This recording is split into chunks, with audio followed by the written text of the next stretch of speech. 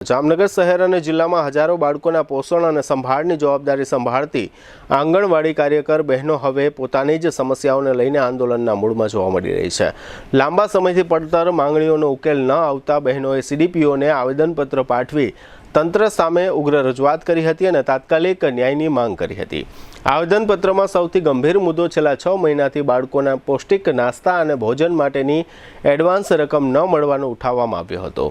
કાર્યકર બહેનોના જણાવ્યા મુજબ સરકાર તરફથી સમયસર ગ્રાન્ટ ન મળતા તેઓને બાળકોના નાસ્તા અને ભોજનની વ્યવસ્થા પોતાના ખિસ્સામાંથી કરવી પડી રહી છે। એક તરફ બાળકોને પોષણયુક્ત આહાર આપવાની જવાબદારી અને બીજી તરફ આર્થિક બોજ। આવી સ્થિતિમાં અનેક બહેનો મુશ્કેલીમાં મુકાઈ ગઈ હોવાનું તેમણે જણાવ્યું હતું। આ ઉપરાંત આંગણવાડી કાર્યકરો પર વધતા જતા ઓનલાઈન અને વહીવટી કામના ભારણ સામે પણ ભારે રોષ વ્યક્ત કરવામાં આવ્યો હતો। બહેનોનું કહેવું છે કે મૂળભૂત કામગીરી ઉપરાંત સતત વધારાની જવાબદારીઓ સોંપવામાં આવતા માનસિક અને શારીરિક તણાવ વધી રહ્યો છે।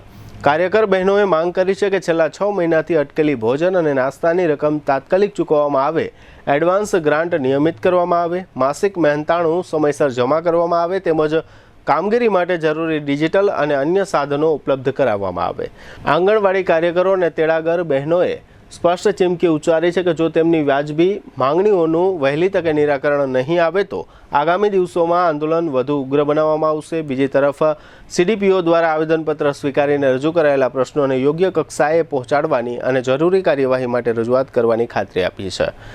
આવેદનપત્ર આપ્યા બાદ આંગણવાડી કર્મચારી સંઘ જામનગર જિલ્લાના પૂર્વ મંત્રી મેઘનાબેન ચતવાણીએ આપેલી વિગતો પ્રસ્તુત છે।